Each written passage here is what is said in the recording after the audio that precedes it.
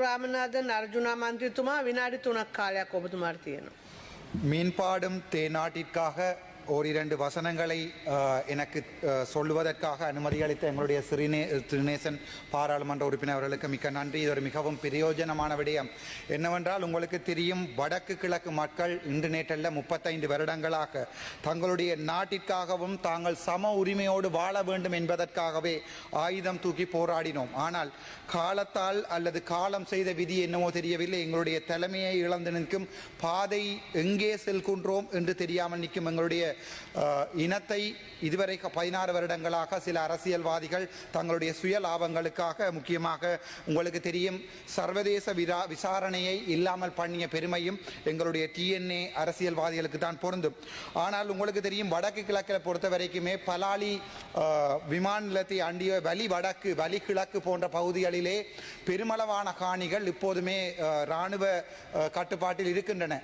எத்தனையோ ஆயிரம் தலைமுறைகளை இழந்தும், எத்தனையோ ஆயிரம் மக்களை இழந்தும், தலைமுறைகள் கடந்தும் நாங்கள் எங்களுடைய மண்ணில் நாங்கள் சுவாசிக்க முடியாமல் இருப்பதற்கான காரணம் இந்த நாட்டிலே புரையோடி போயிருக்கின்ற இனப்பிரச்சனை. இந்த இனப்பிரச்சனை தொடர்பாக நாங்கள் ஏதாவது முடிவெடுக்கிறோமா என்று பார்த்தால், வடக்கு மக்கள் உங்களுக்கு 3 பாராளுமன்ற உறுப்பினர்களை தந்திருந்தும் கூட இன்றைய தினம் உங்களுடைய பாராளுமன்ற உறுப்பினர்கள் உங்களுடைய தலைமைகள் சொல்லும் வேதத்தை தான் மீண்டும் மீண்டும் சொல்லிக் கொண்டிருக்கின்றன. இவை மிகவும் கவலைக்குரிய விடயம். மூக்கறுபட்ட ரணில் உட்பட சிங்கள பேரினவாதம் எங்களுக்கு எதை செய்திருக்கிறது என்றால், எங்களுடைய தமிழினத்தை சமமாக கூட வாழக்கூடாது என்ற ஒரு நியதியைத்தான் இந்த நாட்டிலே ஏற்படுத்தியிருக்கிறது. தமிழர்களாக நாங்கள் ஏற்படுவது உங்களுக்கு என்ன உரிமை இருக்கிறதோ நன்றி, அதற்குரிய உரிமையை தான் நாங்கள் எதிர்பார்க்கிறோம். ஒரு நில உரிமை, ஒரு மொழி உரிமை, எங்களுடைய தாய் மண்ணை நேசிக்கின்ற உரிமை எங்களுக்கு இருக்கிறது. மீன்பாடும் தேநாட்டிலே ஒரு காலத்திலே இருக்கின்ற போராளிகள் வடக்கிற்கு வரும்போது வடக்கு போராளிகள் எவ்வளவு சந்தோஷப்பட்டார்களோ, அதேபோல் வடக்கிலிருந்து நான் என்னுடைய கிழக்கு மக்களுக்காக இந்த 3 நிமிடங்களிலே கொண்டு வரப்பட்ட அந்த ஒத்திவைக்கப்பட்ட பிரேரணைக்காக அவர்களுடைய காணி விடுவிக்கப்பட வேண்டும் என்ற குரலை சொல்வதிலே நான் மிகவும் சந்தோஷப்படுகிறேன். முக்கியமாக பலாலி வசாவளான் சந்தி, கோப்பா பிளவு போன்ற காணிகளை விடுவிக்குமாறு நான் பணிவன்புடன் கேட்டுக்கொள்கிறேன்.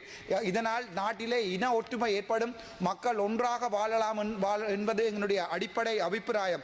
ஆகவே அனுர அரசாங்கமாவது மக்களை ஒன்றாக வாழுவதற்குரிய அவர்களுடைய அரசியலுக்கு தேவையான அடுத்த நடவடிக்கைகளை, முக்கியமாக எங்களுடைய கான்ஸ்டிடியூஷன் அரசியல் அமைப்பை மாற்றி சிங்கள மக்களும் தமிழ் மக்களும் ஒரு இன ஒற்றுமையுடன் ஒன்றாக வாழ்வதற்குரிய ஒரு நிலைமையை ஏற்படுத்த வேண்டும் என்று தயவுடன் கேட்டு இந்த சந்தர்ப்பத்தை வழங்கிய அம்மணி அவர்களுக்கு